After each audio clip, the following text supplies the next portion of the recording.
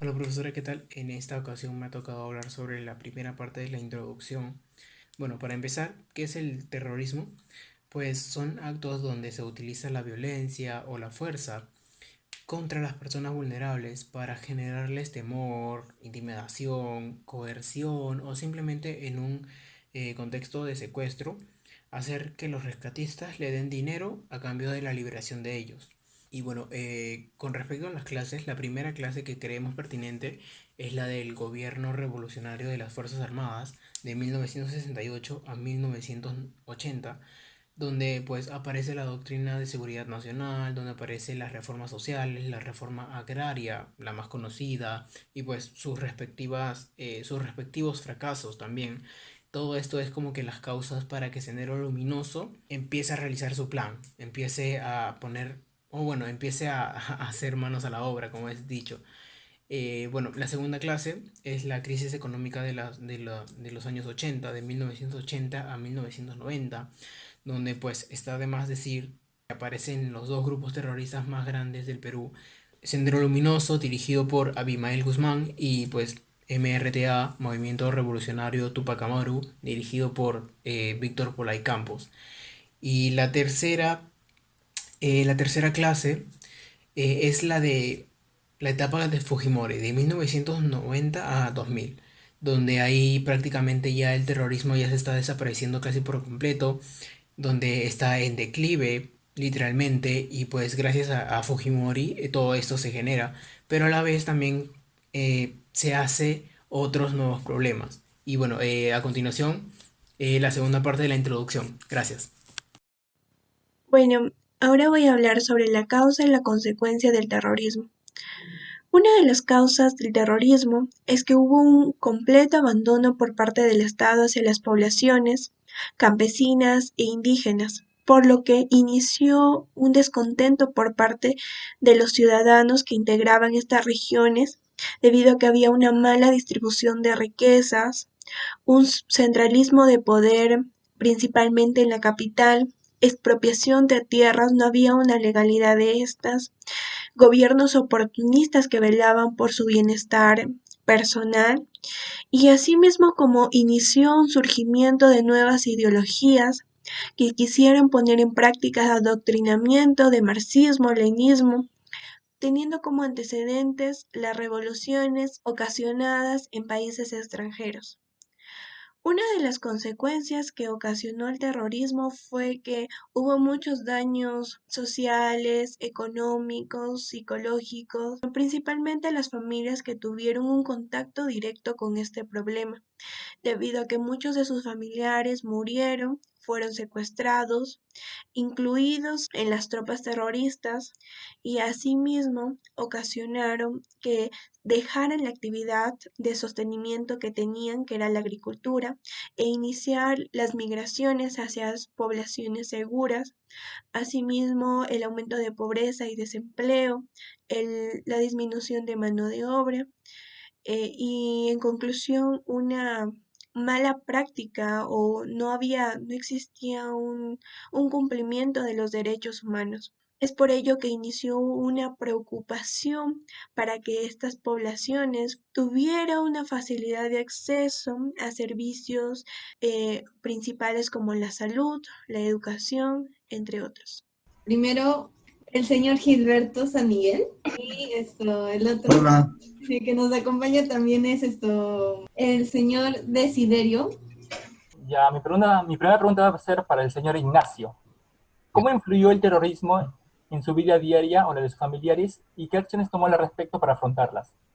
En Lima, bueno, solamente tenso porque había apagones constantemente. Había terrores porque puede pasar cualquier cosa en la calle, ¿no? Y otra cosa no, acá en Lima tanto no, más en provincias las cosas eran más difíciles. Mis familiares han sufrido mucho más que yo. ¿Por qué? Porque allá había, ¿qué te puedo decir? Asaltos y crímenes. Los terroristas llegaban a un pueblo donde no llamaban a una asamblea y los que no iban lo eliminaban. Así que la gente de miedo asistía a alguna asamblea en la plaza. Y de paso, la gente, de miedo a la gente, los provincianos tienen que venir, se han venido a Lima. Uno de los actores que combatió el terrorismo en sus inicios es el que les habla. Fueron muchos los factores de la organización, el desarrollo y los triunfos iniciales desde aquella época, de tipo social, económico, político, estructurales, que por desidia e incapacidad de algunos gobernadores contribuyeron a que la guerra que propició Sendero se convirtiera en una verdadera amenaza para la estabilidad social y política del país. El alto grado de desigualdad social y la insatisfacción de medidas básicas de la población más deprimidas y desprotegidas generaron profundas contradicciones que fueron aprovechadas por grupos extremistas para controlarlas y hacerles participar de sus acciones violentas. Cuando la guerra con Sendero se hacía más sangrienta, los muertos y las dinamitas eran cosa de todos los días. Mientras esto sucedía, nosotros formábamos parte de las fuerzas contrasubversivas. Teníamos el deber de entrenar a nuestro personal para hacer frente al enemigo en mejores condiciones. Nuestra vida era estar a salto de mata, toques de queda permanente, estar alerta de los coches bomba, sabotajes de las torres de alta tensión. Las recomendaciones que tenía que dar, entre otras cosas, a la familia era quedarse en casa. Esto fue atroz durante toda esa época. ¿Cuál fue su primera impresión cuando se enteraron que Abimael había sido capturado? Una alegría, porque yo me acuerdo, la fecha fue el 12 de septiembre de 1992, fue que el comandante Capitán Vidal capturó al señor, al camarada Abimael Guzmán en Surquillo. Bueno, la captura de Guzmán nos dio como resultado es la estrategia de la lucha de las fuerzas del orden dentro del terrorismo. Estaba dando resultados. El gobierno tuvo que hacer esfuerzos para hacer conocer a la población, acelerar las medidas necesarias para la pacificación. ¿Cómo es el pensamiento de terrorismo por población en general si los medios de comunicación lo transmitían de forma adecuada? Los medios de comunicación sí transmitían en forma correcta las acciones de los terroristas.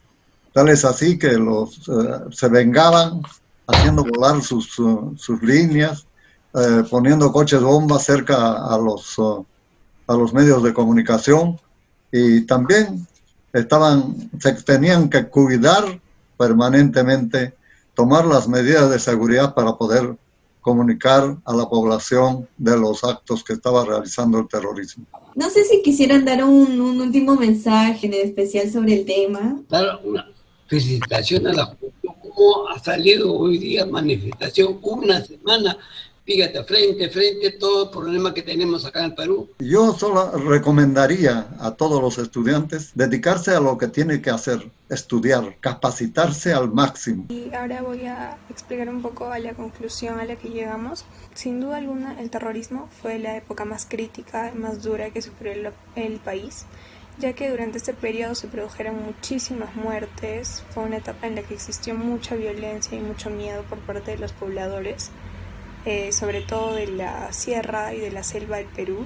Ciudades como Huancayo, Huancavelica y Ayacucho fueron las más golpeadas. Consideramos que el gobierno no tuvo una buena respuesta frente a estos actos, ya que respondió con más violencia, lo que finalmente terminó desencadenando aún más muertes inocentes, que acabaron con casi 70.000 personas.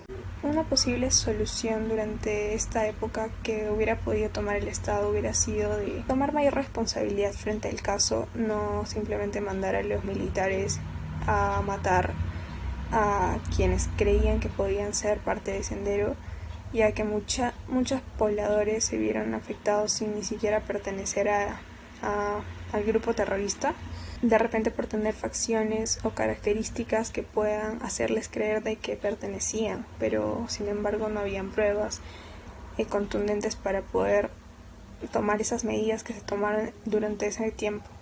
Entonces, si es que hubiera habido mayor control acerca de esto y una mayor organización por parte de las Fuerzas Armadas, hubiera terminado con un mejor desenlace.